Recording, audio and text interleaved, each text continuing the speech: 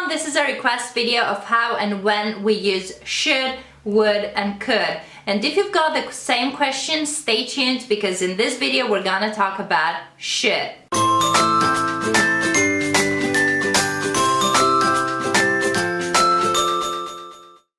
Hey everyone, welcome back to my channel. This is Dory, I'm a teacher of English and this video is a request video from one of my followers.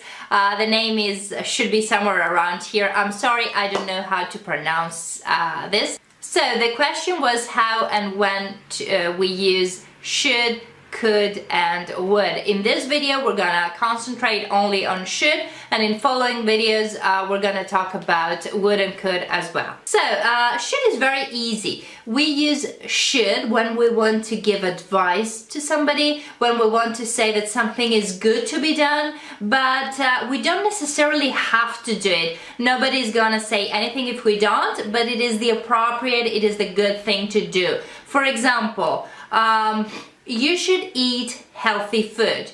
No one's gonna punish you if you don't eat healthily, but it's good. It's good for your health to eat healthy food, of course. It is something that we should all be doing. Now, how do we use it? Should is very, very easy because it never changes. No matter what the person is or no matter what we want to say, should remains the same. So we have I, you, he, she, it, we, you, they, should. It stays the same throughout, and then it is always followed by another verb that shows the action that it is good to be done, okay? And this verb stays the same as well. It never changes.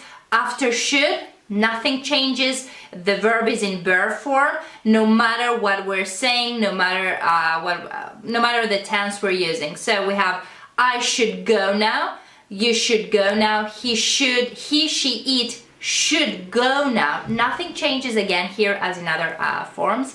And we, they should go now. So this is it. It's extremely easy. Again, should is very strong. It can form questions and negative sentences on its own. So we have should he go now? No, he shouldn't. Or should we go now? Yes, we should. Or we shouldn't go now. I'm not going to talk about the past of the verb should in this video, but again, it's extremely easy. If you want to talk about the past, nothing changes again. You just add have, the verb have after should. I should have, and of course the past participle that we use with have. I should have gone. And immediately you make that sentence in the past. But I don't want to confuse you with this. Again, it's very, very easy, but in this video I'm talking about of how and when we use it in the present form. Okay, that's it for today. I really do hope it helped you, and I really do hope that I did answer the question of my follower in an easy and fast way. Thank you very much for watching. If you found this video helpful, please do like and subscribe, and until next time, take care. Bye bye.